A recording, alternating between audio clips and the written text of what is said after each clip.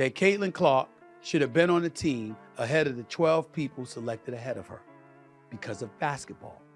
Where are the people that Stephen A?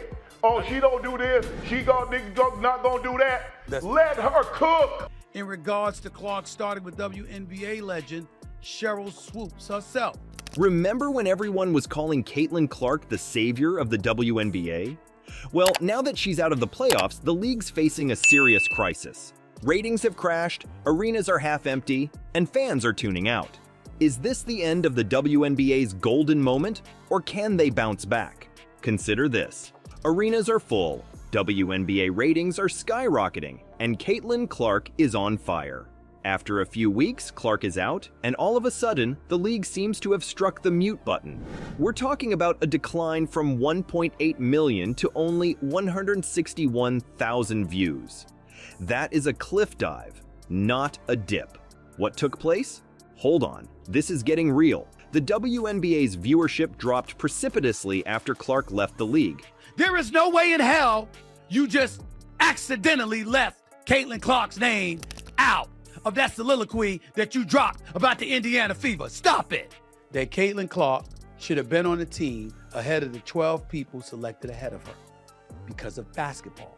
We are discussing deserted stadia, declining merchandise sales, and TV ratings so low as to make your head spin.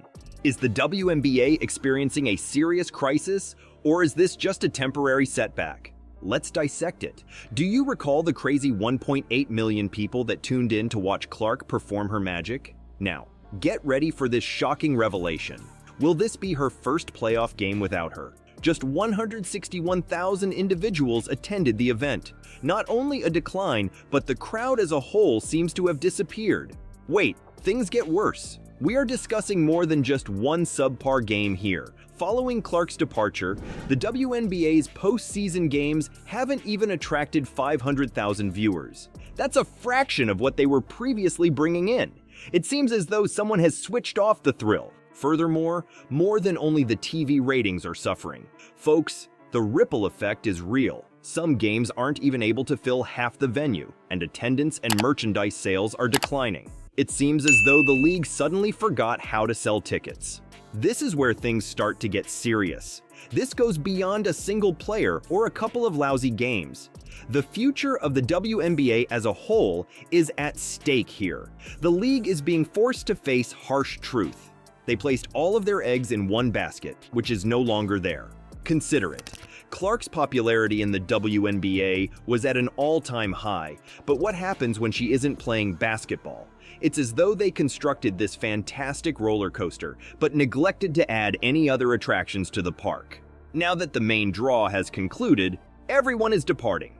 What's the deal then? Was it a mistake for the WNBA to rely so heavily on one star player? Perhaps.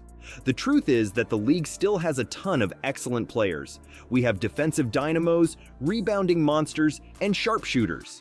However, for some reason, none of that talent is converting into eyeballs on screens or butts in seats. Now, the crucial question is, how will the WNBA recover from this? They are faced with a formidable task. When your biggest star isn't performing, how do you keep the fans interested? They can't really replicate Caitlin Clark, even though, let's face it, it would be pretty amazing.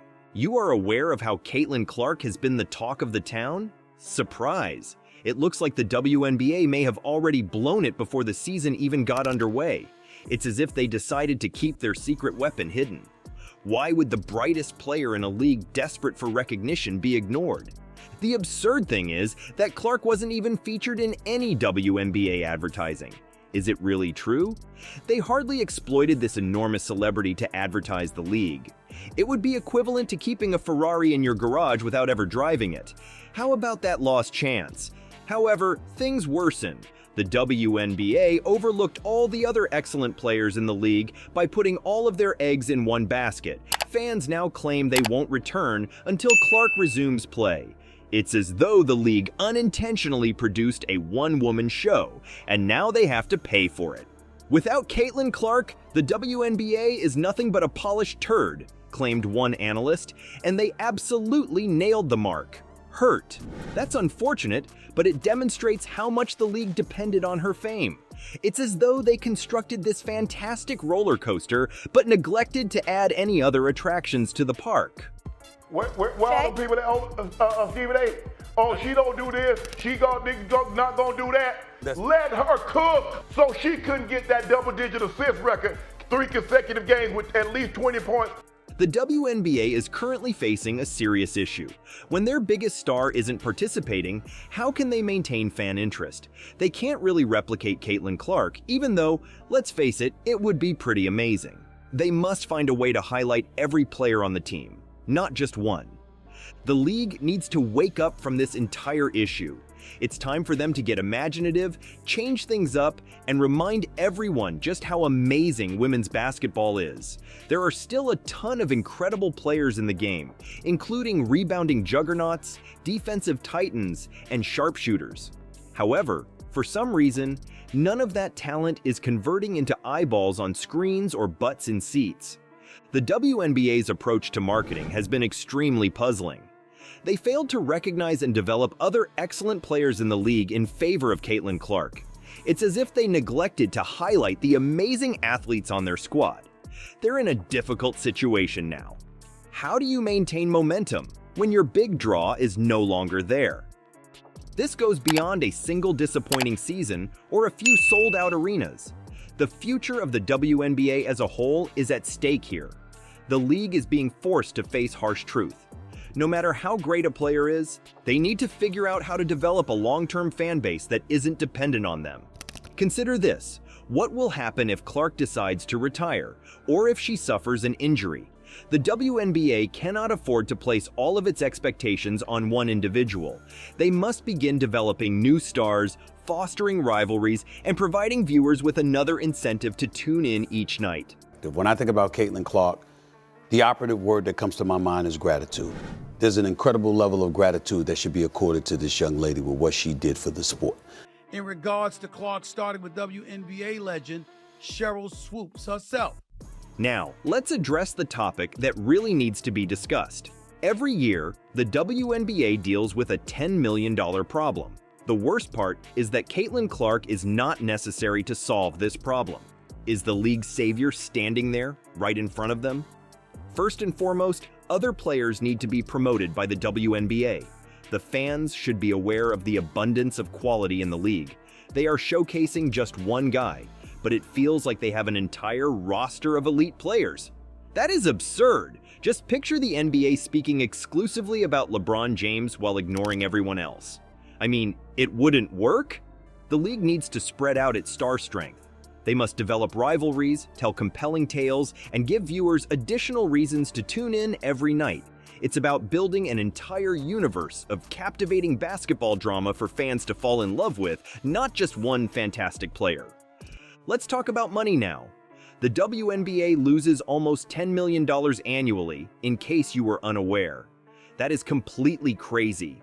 $200 million a year from the NBA has been helpful, but that cannot continue indefinitely. The WNBA seems to have been living off of its big brother's stipend and now needs to get employment. What is the strategy then? The WNBA must think outside the box to find new sources of income.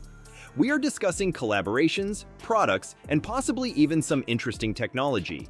They need to think creatively and look for alternative sources of income outside TV deals and ticket sales. Do you recall the 450% increase in goods sales during Caitlin Clark's performance? For all of its players, the WNBA needs to generate that kind of excitement. Could you picture each player having their own fan base, merchandise line, and compelling backstory? That's how a sustainable league is constructed.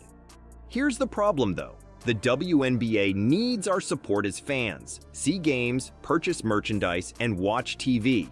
It's important to support women's basketball as a whole, not just one individual. Consider this: the league's attendance would double overnight if every fan persuaded one person to watch on TV or brought a friend to a game. The WNBA has to promote a wider variety of players in order to engage fans. They cannot place all of their expectations on a single player.